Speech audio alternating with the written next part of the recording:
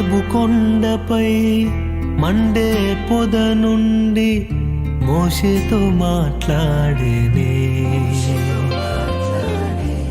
బలిపీఠముపై అగ్నిని కురిపించి మహిమను కనుపరచేనే.